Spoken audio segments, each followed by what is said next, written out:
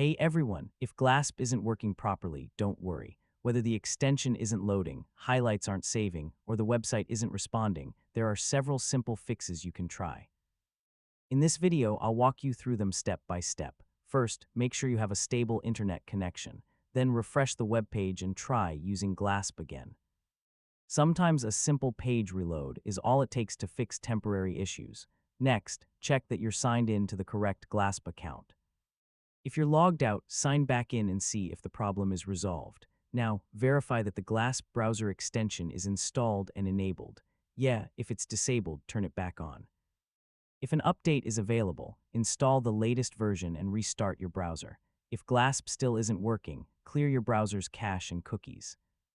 Outdated browser data can sometimes prevent extensions from working correctly. You should also try disabling other browser extensions temporarily. Some extensions can conflict with Glasp and stop certain features from working as expected. If the issue continues, sign out of your Glasp account, then sign back in. You can also uninstall and reinstall the Glasp extension to refresh its settings. Finally, if none of these solutions work, visit the Glasp Help Center or contact Glasp support for additional assistance. They may be able to help with account-specific or technical issues. And that's it. Now you know how to fix Glasp when it's not working.